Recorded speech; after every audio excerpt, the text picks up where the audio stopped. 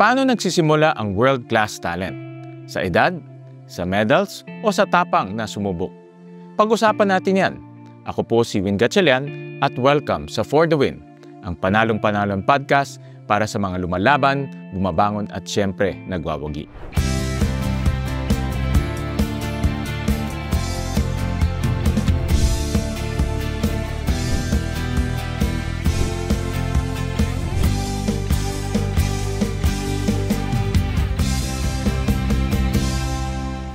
Greatness can begin early when you lead with courage, purpose, and pride.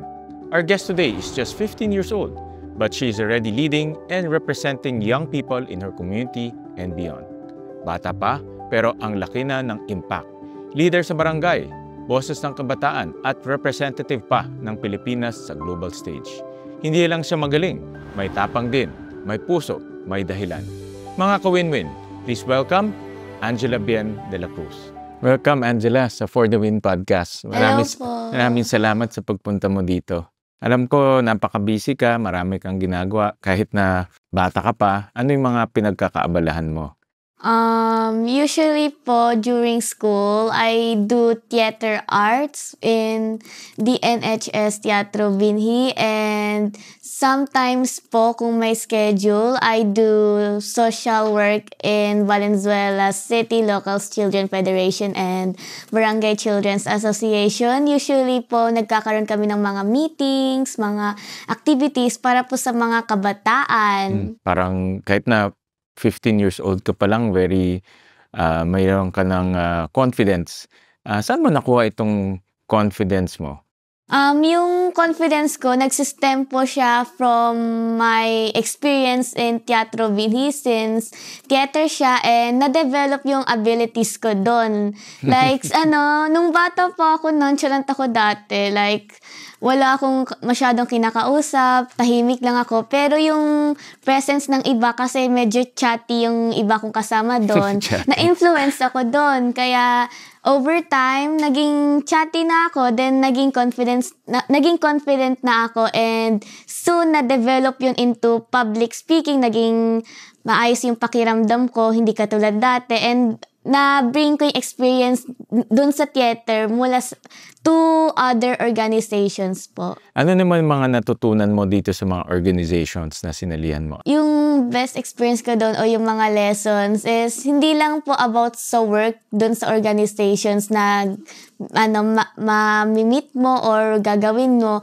Meron ding mga social work, like may makakasalamuha kang mga friends, then may tao kang mamimit na soon na magi-influence sa'yo, then magiging inspiration sila sa iyo. Sa'yo, inspiration, nagiging inspiration. So, yung parang pan-third ko, yung pagiging patient po. Patient, yes.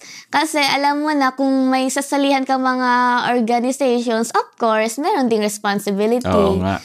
Di ka pwede mag-avoid lang doon, kung gusto mo, kung pagod ka.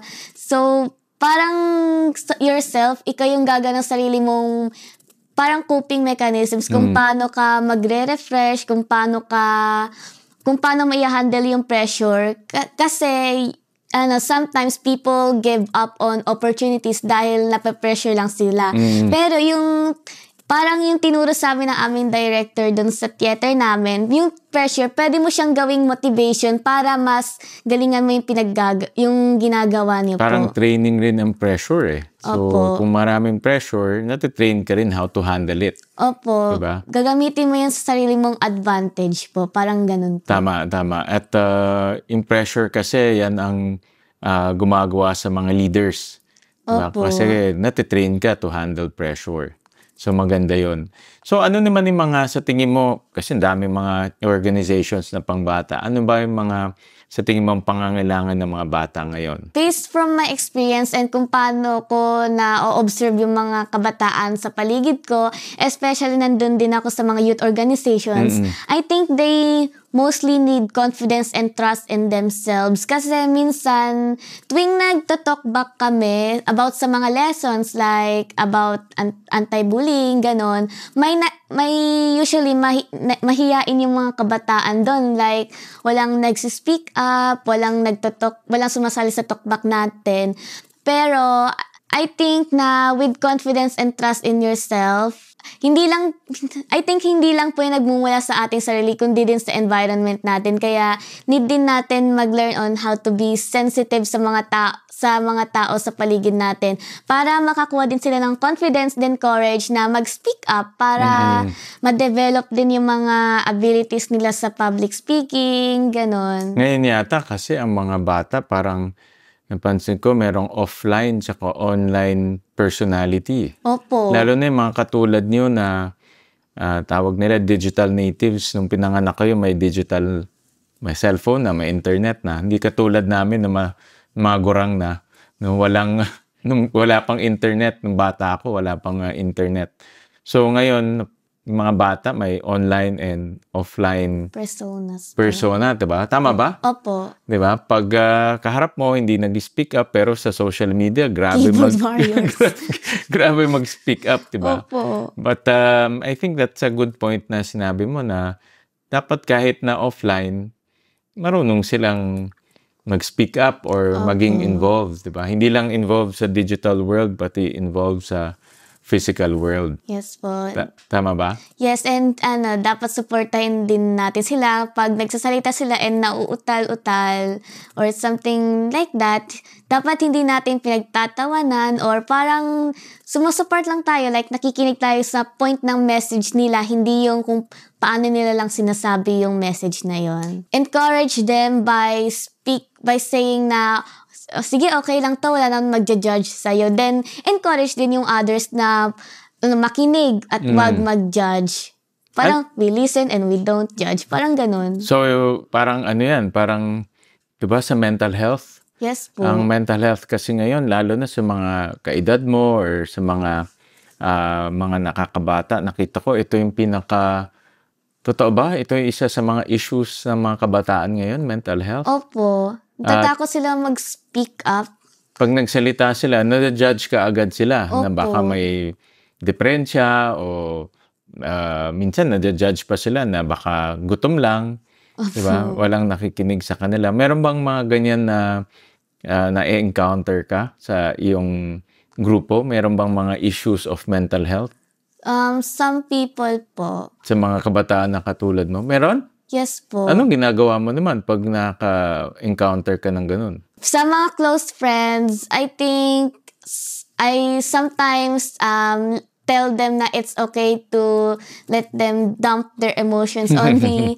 Like, parang nasasabi na yung nararamdaman nila, then nagsasabi din ako ng kind things. Anong action ang ginawa mo? Simple lang, like, nagsabi lang ako ng mababait na words sa kanya kasi sometimes simple words can make somebody's life better. Gusto mo maging active yung mga bata. Anong benefit ng pagiging active and pagiging involved sa community? Pag masyado kang involved sa mga organizations, lalo na pag nung bata ka pa, it results in developing abilities na you will bring onto your adulthood. Like, for example, yung public speaking, since yun po yung common fear ng mga ibang tao. Tama ka doon dahil pag naging active ka sa social groups, magiging mas open ka to communicate. Yes, and parang na-develop din throughout, then na-influence ka din.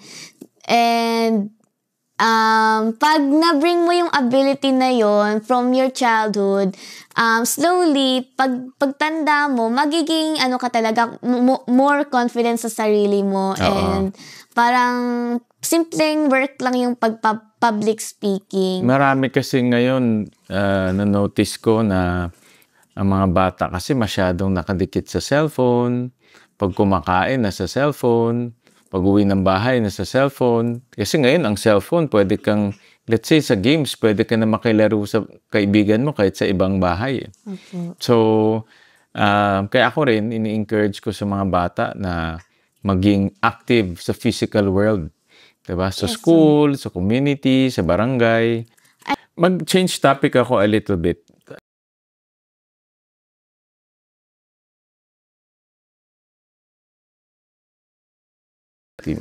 Yung visual disability or let's call it visual impairment, parang it affects your ability to see things normally, and usually it ranges from seeing things blurred to parang completely wala ka lang nakikita. Talaga? Yes po. Kailan mo na realize na hindi naman to limitasyon sa akin?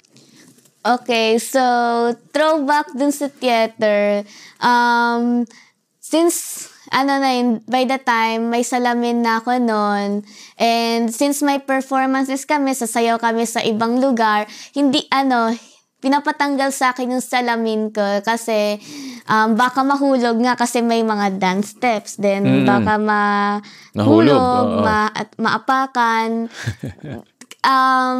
Yung parang nahinayang ako kasi di ko makikita yung reaction ng audience, and hindi ko makikita kung ano yung itsura ng mga judges or parang mga nanonood. Then tuwing may productions, hindi ko makikita yung parang kung ano yung feeling ng mga audience kasi nga yung itsura ng audience parang mga bilog-bilog na.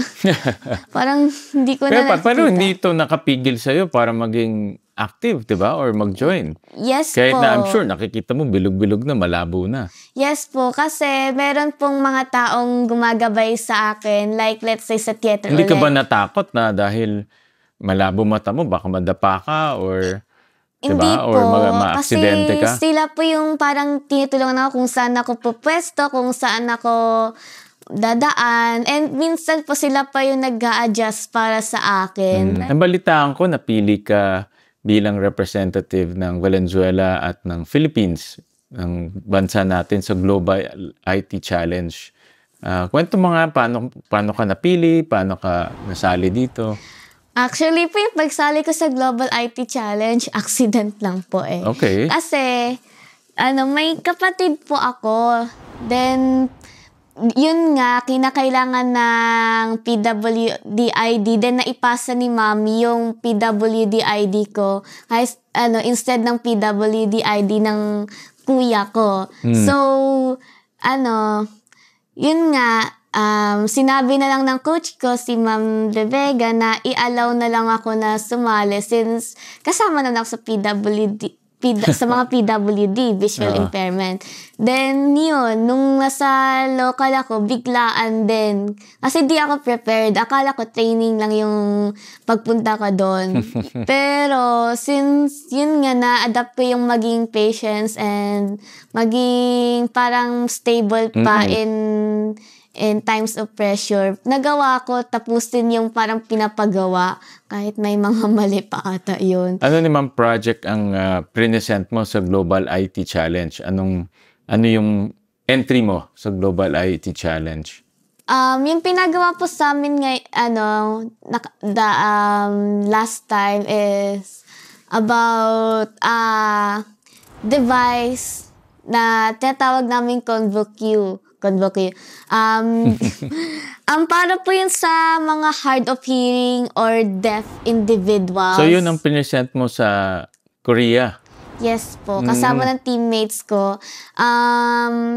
I think yung reason kung bakit nagustuhan ng mga judges is because simple lang siya. Hindi yung parang complex na complex. Yung parang simple lang siya, then parang obvious yung objective niya. Like, yung objective pala ng ConvoQ namin is real-time awareness. Yung real-time awareness niya, yung parang ginagawang awareness niya is tuwing may naririnig or nadetect siyang sounds, nagbibigay siya ng corresponding LED lights, then may vibration motor. So yun ang dinevelop mo? Dinevelop po namin. Ng team nyo? Opo. Nabalita ko, nanalo ka ng 2 silver medal dito sa Global IT Challenge. Yes po. Anong feeling na nanalo ka ng 2 silver medal dito sa Global IT Challenge? Galing ah! Masaya Congratulations! po. Thank you po.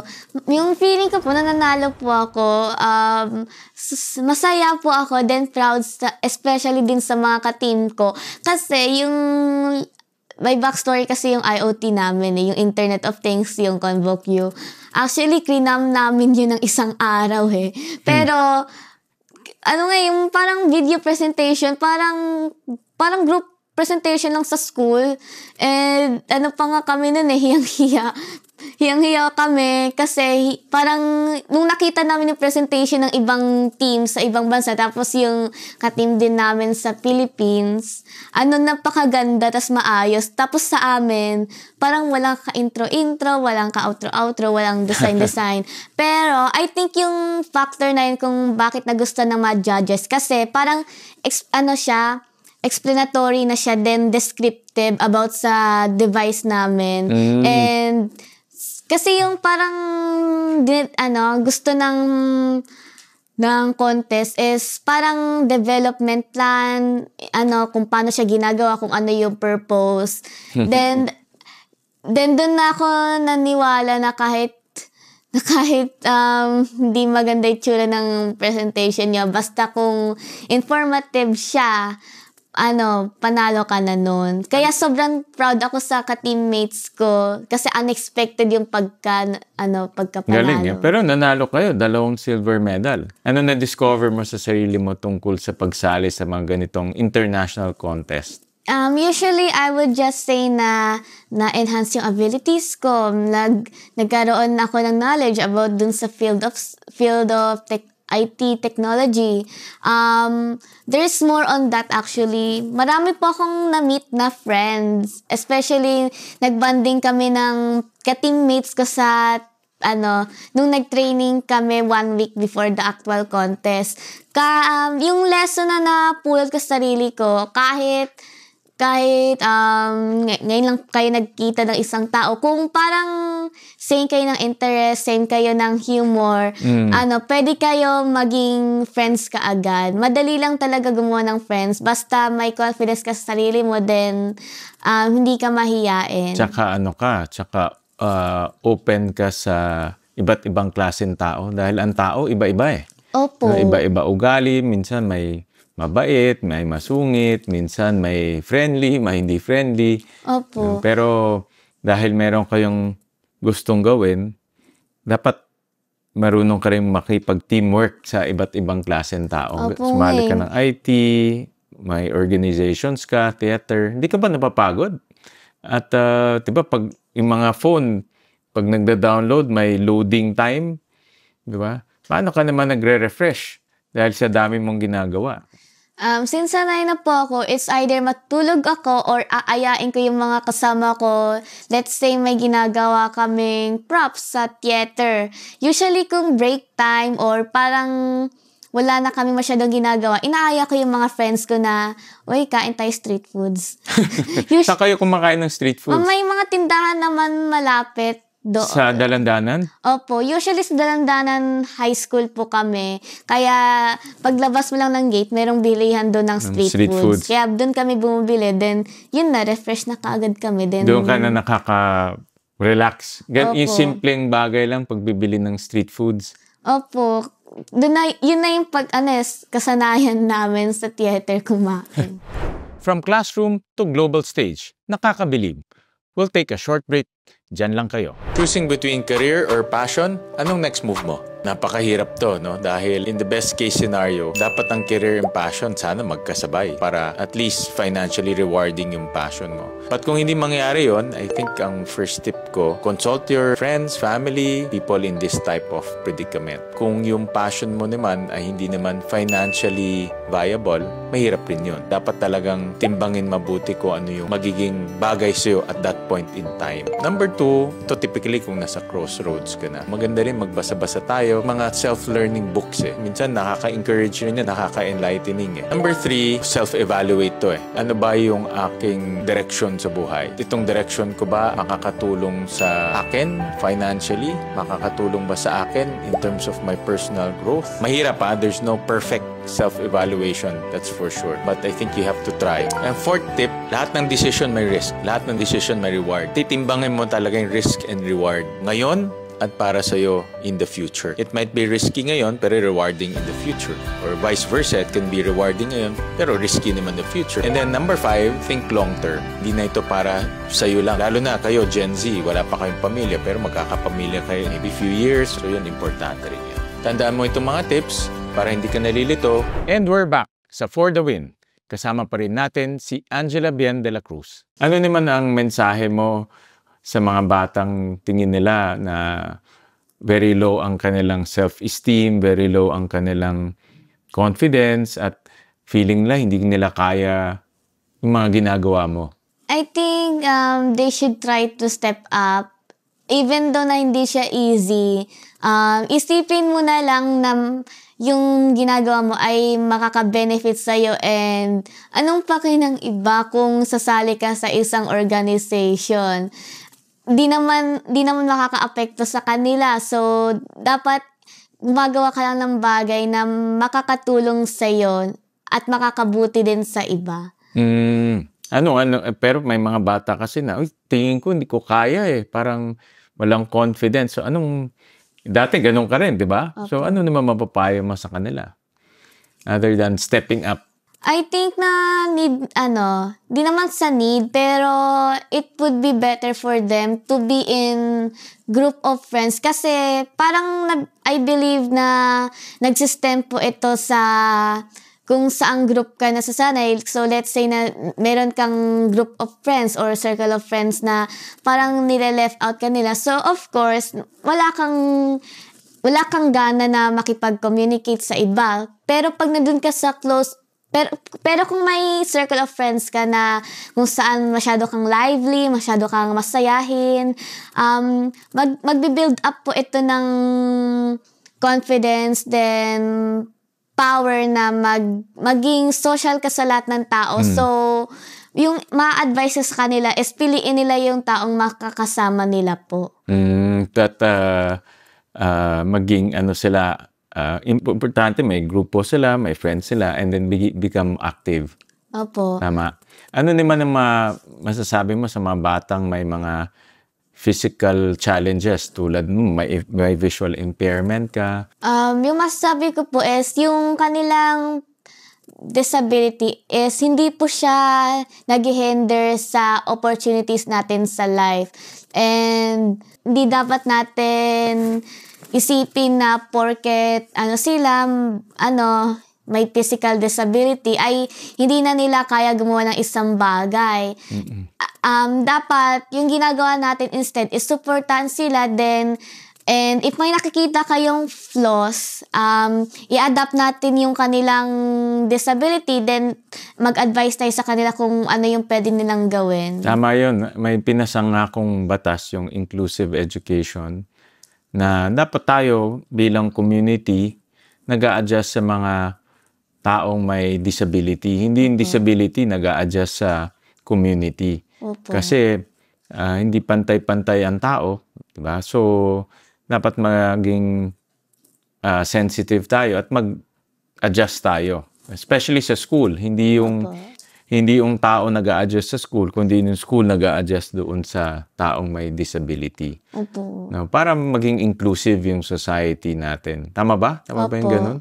Yes po. No? So, siguro sa mga next project mo, pwede mong gawin ganun. No? I-promote yung inclusivity sa community natin, lalo na sa mga batang may kapansanan. Opo. Ano naman ang dream mo sa sarili mo? Anong next dream mo sa'yo, sa family mo, sa community? Yung dream ko po for our community is to be a youth representative po. Gusto ko po maging boses ng kabataan and may impact po sa community dahil alam kong naniniwala sila na gumagawa kami ng mga bagay na makakatulong din sa kanilang future. And I also want to parang mag-promote din ng children's rights or karapatan ng mga kabataan with performing arts din. Kasi I know na maraming potential yung performing arts. Oo, Maraming tama yun. potential siya, and I think with performing arts, pwede mo na makuha yung mensahe ng pinapalabas nito. Ano naman ang panalo para sa'yo? Yung panalo po para sa akin is yung the fact na nagkaroon po ako ng mga new friends, and yung nagkaroon din po ako ng new friends from other countries po. And yung nalalaman ko na merong taong sumusupport sa akin, lalo na yung parents ko, then yung mga organizations na sinasalihan ko. And mostly, ako'y sobrang proud na yung mga abilities na ginagamit ko from theater to local organizations ay nagamit ko para sa aking pagkapanalo sa contest na ito. Well, pagpatuloy mo, Angela, yung ginagawa mo, be active, continue to promote your passion, theater, of course, in schooling, na nakita ko, you excel in math and science, at of course, community work mo. So, pagpatuloy mo yan para maging inspiration ka sa mga kabataan. So, thank you, Angela, for coming dito sa ating podcast. Baka next time may sarili ka ng podcast, invite mo rin ako pag may podcast ka na. Next time. Sige po. Thank you, thank you. Excellence has no age, and leadership can start with one voice, one choice, one step. Sa bawat batang naniniwalang kaya niya, nagsisimula ang pag-asa. At sa kwento ni Angela, we are reminded na hindi kailangan makita ang lahat para makita ang kabuuan. Dahil kung malinaw sa puso, buo ang tapang at paniniwala sa sarili, doon win tayo. Oh, like, share, subscribe na. Tuloy-tuloy ang kwentong panalo rito. Ako po si Win Gatchalian, at sa bawat pagsubok sa buhay, manalig ka, laban lang for the win.